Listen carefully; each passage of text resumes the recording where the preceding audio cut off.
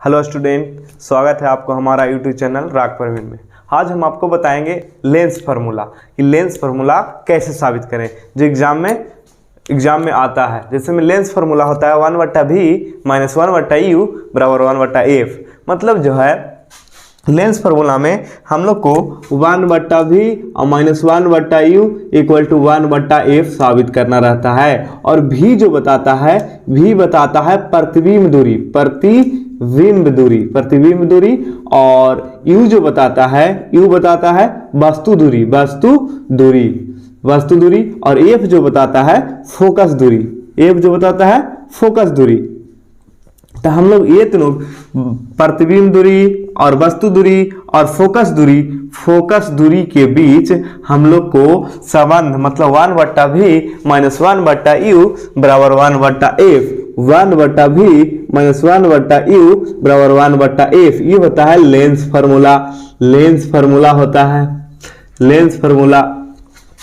Lens सूत्र। एक होता है मिरर फार्मूला, उसको हमने आपको प्रूव करके बता दिया है इसके पिछले वीडियो में। नहीं देखे हैं तो उसको लिंक डिस्क्रिप्शन में दे दिया गया है, आप जाकर देख लें उसको। मिरर फार्मूला में कुछ नहीं होता है, बस प्लस हो जाता है 1/v प्लस 1/u बराबर 1/f हो जाता है। जैसे यहाँ पे माइनस होगा लेंस में, लेकिन मिरर जैसे ही रहेगा मिरर तो प्लस हो जाएगा 1/v और प्लस 1/u बराबर 1/f। तो ये हमने आपको साबित करके बता दिया है। अब हम आपको बताएंगे ये कैसे साबित होता है। मतलब 1/v और प्लस 1/u बराबर 1/f, और ई प्लस वाला होता है, ये एकदम याद रखिएगा। ऑब्जेक्टिव भी आता है कि मिरर फार्मूला क्या होता है, तो 1/v प्लस 1/u बराबर 1/f, और वही लेंस फार्मूला पूछ देगा तो 1/v माइनस 1/u बराबर 1/f। और हम बता दें कि v क्या बताता है, u क्या बताता है, f क्या बताता है। f फोकस दूरी को बोलते हैं। तो चलिए अब हम आप लोग को बताते हैं लेंस फार्मूला। तो लेंस फार्मूला में सबसे पहले वस्तु को रखेंगे, और रखने के बाद क्योंकि वस्तु को और प्रतिबिंब को और फोकस दूरी को हमको निकालना है, तो सबसे पहले हम लेंस बनाएंगे। ये जो है उत्तल लेंस। देखिए उत्तल लेंस किसे कहते हैं, जिसका किनारे के भाग पतला और बीच का भाग मोटा हो उसे उत्तल लेंस कहते हैं। तो उत्तल लेंस में दो फोकस, दो वक्रता, त्रिज्या सब होता है। तो यहाँ पे हमने f1 माना है, और इधर जब 2f1 इधर होता है f2 और 2f2 ऐसे होता है। जब हम वस्तु को कहीं पे वस्तु को एक जगह रखते हैं, यहाँ वस्तु को रखते हैं, यहाँ जब वस्तु को रखते थे 2f1 और f1 के बीच, 2f1 और f1 के बीच, तब वस्तु का प्रतिबिंब 2f2 और अनंत के बीच बनता था। 2f2 और अनंत के बीच। जैसे में यहाँ पे एक होता है ऑप्टिकल सेंटर, जिसको प्रकाशी केंद्र कहते हैं, प्रकाशी केंद्र बोलते हैं, और इससे प्रकाश आता है तो बिना विचलित हुए पार हो जाता है। देखिए यहां से एक समांतर रेखा जाएगी और जाने के बाद मुख्य फोकस से होकर के गुजर जाएगी। एक हमने बताया था कि एक किरण ऑप्टिकल सेंटर पे जाएगा, ऑप्टिकल सेंटर से सीधा निकल जाएगा, मुड़ेगा नहीं, सीधा निकल जाएगा, ऐसे निकल जाएगा, और जहां पर मिलेगा वहीं पे इसका प्रतिबिंब बनेगा। तो यहां पे मिल गया तो यहां पे ऐसे प्रतिबिंब बन गया। यानी हमको इसको नाम देते हैं, वस्तु का नाम देते हैं AB, और प्रतिबिंब का नाम देते हैं A' और B', और यहाँ पे F2 है, ये सब नाम देना है। यहाँ पे O है, यहाँ पे एक और नाम देते हैं ABCD, यहाँ पे देते हैं D देते हैं। चलिए अब हमको पता हो गया कि यहां से यहां तक के वस्तु दूरी है, और यहां से यहां तक प्रतिबिंब दूरी है। यानी यहां से यहां तक के हम u बराबर मानेंगे, यहां से यहां तक u, और यहां से यहां तक हमने v, क्योंकि हमने बताया है आपको कि प्रतिबिंब दूरी जो होता है उसको v से सूचित करते हैं, और फोकस दूरी यहां से यहां के बीच की दूरी f होगा, क्योंकि ये फोकस दूरी है। यहां से यहां के बीच की दूरी f होगा, और यही तीनों के बीच हम लोग को संबंध स्थापित करना है। तो चलिए देखिए अब हम आप लोग को बताते हैं। सबसे पहले देखिए इसमें साबित करना है 1/v प्लस 1/u बराबर 1/f, 1/v माइनस 1/u बराबर 1/f। देखिए तो हमने यहाँ पे एक ट्रायंगल हम देख रहे हैं। देखिए सबसे पहले एक ट्रायंगल में चलना है। ये ट्रायंगल देखिए, एक ट्रायंगल नजर आ रहा है, एक ट्रायंगल ए और एक ट्रायंगल ए बड़ा वाला। देखिए हमने ये दोनों ट्रायंगल इसलिए लिया क्योंकि इसमें वस्तु रखे हैं और यहाँ पे प्रतिबिंब बना है, और हम लोग की यही मतलब साबित करना है। हम लोग को लेंस फॉर्मूला पता होता है कि 1/v और 1/u माइनस 1/u, तो हमको यहाँ से u मिलेगा और यहाँ से v मिलेगा, इसीलिए हमने ए त्रिभुज और ए वाला त्रिभुज में चला। तो चलिए चलते हैं त्रिभुज ए बी ओ और त्रिभुज ए डैश बी डैश ओ में। अब देखिए एगो त्रिभुज ए वाला में चले और एगो त्रिभुज ए वाला में चले, तो देखिए दोनों त्रिभुज में क्या क्या बराबर है। देखिए दोनों समरूप है, एक रूप जैसा है कि नहीं। जैसे ई 90 डिग्री है तो ये भी 90 डिग्री है, ए 90 डिग्री है तो ये भी 90 डिग्री है। तो देखिए ई त्रिभुज में ए वाला तो लिखेंगे कोण बी बराबर कोण बी डैश 90 डिग्री से बराबर है, 90 डिग्री से बराबर है। अब देखिए ये जो कोण है ये कोण के बराबर है, क्योंकि कोई रेखा रहता है उसको आकर कोई रेखा काटती है, तिर्यकछेदी रेखा काटती है, तो इसकी कोण ये कोण के बराबर होती है और ये कोण के बराबर होती है शीर्षाभिमुख कोण से, शीर्षाभिमुख कोण से ये कोण के बराबर और ये कोण के बराबर। तो उसी प्रकार ये एक रेखा है जिसको हम लोग मुख अक्ष बोलते हैं, ये मुख अक्ष है, इसको एक आकर किरण काट दे रही है, तो ई जितना कोण होगा उतना कोण ई भी होगा। इसीलिए हम लिख सकते हैं कोण ए ओ बी और बराबर कोण ए डैश ओ बी डैश, कोई शीर्षाभिमुख कोण से, शीर्षाभिमुख कोण से, शीर्षाभिमुख कोण से। अब जब त्रिभुज के दो चीज बराबर हो जाते हैं तो त्रिभुज क्या होते हैं, समरूप हो जाते हैं, मतलब एक रूप के हो जाते हैं। जैसे ये त्रिभुज ऐसे है और ये त्रिभुज ऐसे है, दोनों एक रूप का है। देखिए दोनों एक रूप का है, त्रिभुज का समरूप हो जाता है, ये भी 90 जैसा है ये भी 90 जैसा है। तो जब दो चीज बराबर हो जाएगा तो त्रिभुज समरूप हो जाएगा, और समरूप का चित्र ऐसे होता है, समरूप का चित्र ऐसे होता है। तो हमने लिखेंगे यहाँ पे त्रिभुज ए बी ओ समरूप, देखिए समरूप का चित्र, और त्रिभुज ए डैश बी डैश ओ, देखिए समरूप का कुछ से एंगल से किए हैं, तो यहाँ पे लिखना पड़ेगा एंगल समुखता पर में से लिखना पड़ेगा। अब जब त्रिभुज समरूप हो जाएगा तो क्या होगा, भुजाएं अनुपातिक हो जाएगी, भुजाएं अनुपातिक हो जाएगी, मतलब कि ये वाला लंब के बटा में लंब हो जाएगा और आधार के बटा में आधार हो जाएगा, तो भुजाएं अनुपातिक हो जाएगी। तो हम लेते हैं, चलिए इसका लंब लेते हैं ए बी बटा इसका हो जाएगा ए डैश बी डैश भुजाएं, और आधार हो जाएगा ओ बी बटा O B dash equation first. अब देखिए इक्वेशन फर्स्ट हम लोग को तैयार हुआ।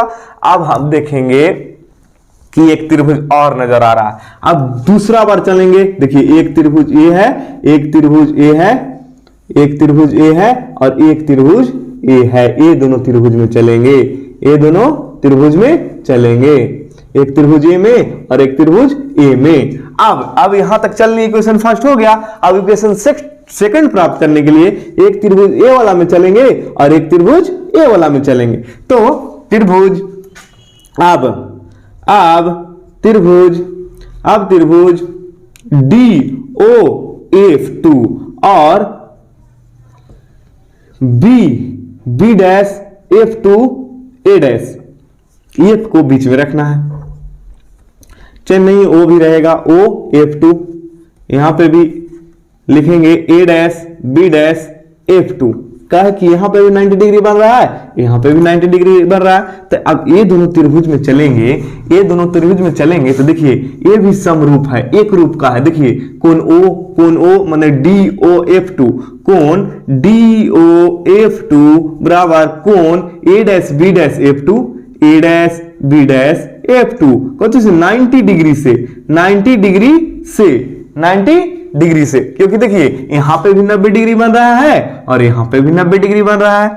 तो अब क्या करेंगे, देखिए एक चीज बराबर हो गया, जिस प्रकार हमने उसमें बताया कि ई कोण के बराबर होगा, वैसे ई कोण के बराबर होगा, क्योंकि हमने बताया आपको कि कोई रेखा के आकर तिर्यकछेदी रेखा अगर काटेगी तो ये कोण के बराबर हो जाएगी। तो इसको आकर काट दिया है तो ये कोण के बराबर हो जाएगी। तो लिखेंगे कोण DF2O बराबर कोण A dash F2 B dash शीर्षाभिमुख कोण से, भिमुख कोण से। अब देखिए जब हमने आपको बताया कि दो चीज बराबर हो जाएगा तो त्रिभुज क्या हो जाएगा, समरूप हो जाएगा, मतलब रूप बराबर हो जाएगा। तो देखिए जब ये दोनों बराबर कर दिए तो ये त्रिभुज समरूप हो गया, यानी लंब के बट्टा में लंब हो जाएगा, लंब के बट्टा में लंब हो जाएगा, यानी इसके बट्टा में ई हो जाएगा, यानी इसके बट्टा में ई हो जाएगा। तो देखिए इसके बट्टा में करते हैं डीओ बट्टा ए डैश बी डैश बराबर आधार के बट्टा में आधार करेंगे, यानी OF2 बट्टा बी डैश F2।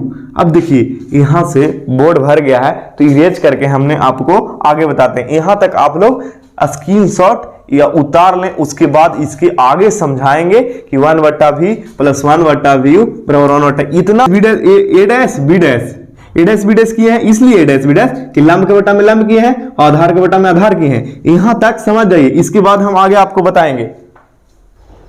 चलिए देखिए यहां पे आप हम लोग को आपको बताते हैं, इरेज नहीं किए हैं। देखिए यहां पे डीओ बट्टा ए डैश बी डैश आ गया। देखिए यहां पर जो है एक रेखा जो है समांतर चल रही है।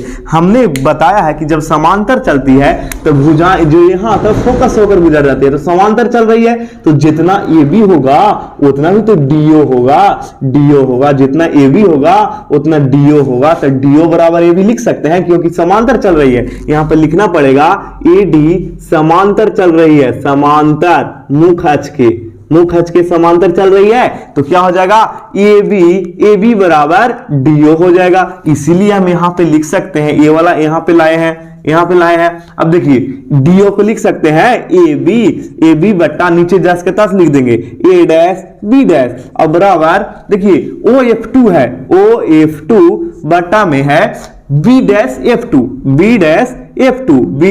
F2। इसको इक्वेशन सेकंड मानेंगे, अब देखिए सेकंड मानेंगे तो इक्वेशन फर्स्ट और सेकंड को तुलना करेंगे। इक्वेशन फर्स्ट एंड सेकंड को तुलना करने पर और तुलना करेंगे तो देखिए ये भी सेम है और ये भी सेम है। सॉरी यहां पर छूट गया था, ए डैश बी डैश था। देखिए ए भी सेम है, देखिए ये दोनों सेम है कि नहीं, क्योंकि ये त्रिभुज में चले थे और ये बड़का त्रिभुज में चले थे तो जितना ई हुआ था उतना ई हुआ था, माने बट्टा में हुआ था अनुपातिक। तो देखिए ए भी सेम है, तो खत्म हो जाएगा। बचेगा क्या, तो ई बचेगा OF2 और बट्टा में बी डैश F2 बराबर में बचेगा OB और बट्टा में OB डैश। यहां तक हमको इक्वेशन फर्स्ट और सेकंड से प्राप्त हो गया है OF2 और बी डैश F2। यहां से हम लोग को प्राप्त हो गया ये। तो हम लोग को देखना है कि प्रकाशिक केंद्र से सारी दूरियां जो लिया गया है प्रकाशिक केंद्र से लिया गया है, O से लिया गया है। देखिए यहां से भी यहां तक यू दूरी लिया गया है यानी वस्तु दूरी, और यहीं से लिया गया है प्रतिबिंब दूरी, यानी सब जो है प्रकाशिक केंद्र से दूरियां लिया गया है। तो सभी को हम क्या करेंगे, प्रकाशिक केंद्र से जोड़ देंगे। जैसे इससे हम लोग ऐड कर देंगे। ऐड क्या करेंगे, जैसे इसको लिखना है तो ये पूरा यहां तक हमको इसको दर्शाना है। चलिए हम इसको सब को हम क्या करते हैं, प्रकाशिक केंद्र से जोड़ते हैं। तो देखिए प्रकाशिक केंद्र से जोड़ने के लिए देखिए ये तो जुटल है का OF2 और ये भी जुटल है OB, ये भी जुटल है OB। अब देखिए ये भी जुटल है OB बी डैश। अब यहां पे ये नहीं जुटल है बी डैश F2, यानी बी डैश F2 यहां पर है। ये देखिए बी डैश और F2 यहां तक है। यहां तक तो हम लोग को दूरी नहीं है पता, हमको दूरी लेना है कहां से, प्रकाशिक केंद्र से, O से। तो हमको लिखना है, तो देखिए O से लिखना है तो OB, ये पूरा में से क्या करेंगे, जैसे मैं यहां से यहां OB डैश में से क्या करेंगे, ये वाला घटा देंगे। जब ये पूरा में से ये वाला घटा देंगे तो ये बच जाएगा कि नहीं। तो क्या करते हैं, पूरा में से OB डैश में से हम ई वाला घटा देते हैं, OF2 को घटा देते हैं। देखिए हमको क्योंकि सबको प्रकाशिक केंद्र से दूरियां लेना है, तो देखिए ये पूरा में से हम क्या किए, ई वाला घटा दिए। इसको जगह पर हम ये लिख सकते हैं ना, OB डैश माइनस F2, क्योंकि पूरा में से हम ई घटाएंगे तो ये बचेगा।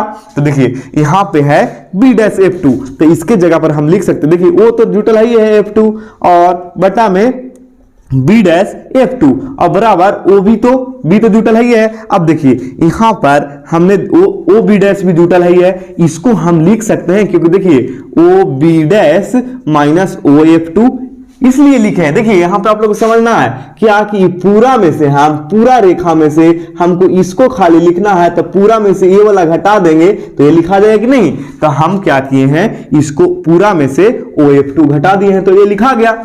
अब देखिए हम जानते हैं कि लेंस इधर है लेफ्ट हैंड और इधर है राइट हैंड। तो लेफ्ट हैंड जो भी बनती है वो माइनस में बनती है और राइट हैंड जो भी बनता है प्लस में बनता है। हमने बताया है नोट पॉइंट में भी कि अवतल लेंस, उत्तल लेंस और अवतल लेंस की फोकस दूरी देखिए इसका धनात्मक होता है और उसका ऋणात्मक होता है। जैसे इसका जो होता है ये अवतल लेंस है, इसका ऋणात्मक होता है, ऋणात्मक ये ऑब्जेक्टिव में आप लोग का भी आई है।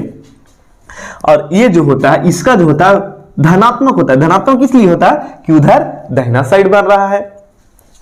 तो ये सब आप लोग को नोट पॉइंट तो याद ही होगा।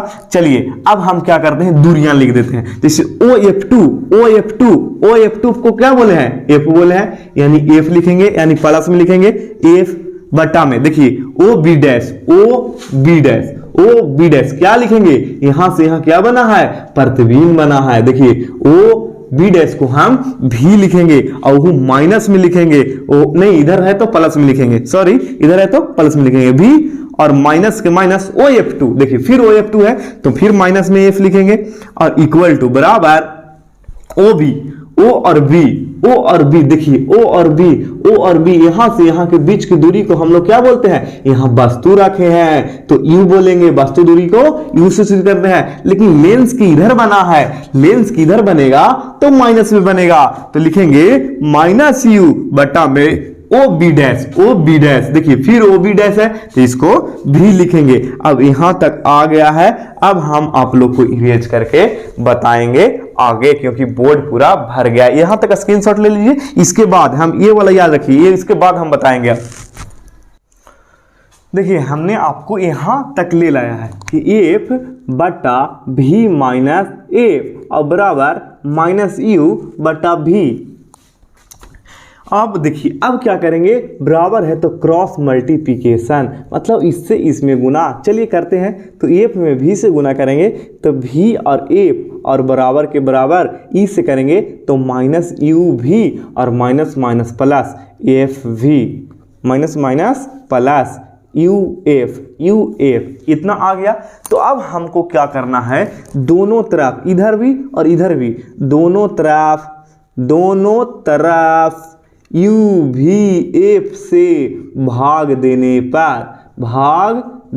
पर यहाँ पे भाग देंगे। देखिए VF में UVF से भाग देंगे इक्वल टू माइनस UV में UVF से भाग देंगे और प्लस UF में VUF से भाग देंगे। अब देखिए सब में UVF से भाग दिए हैं। देखिए ऊपर भी V नीचे भी V, ऊपर भी F नीचे भी कट जाएगा।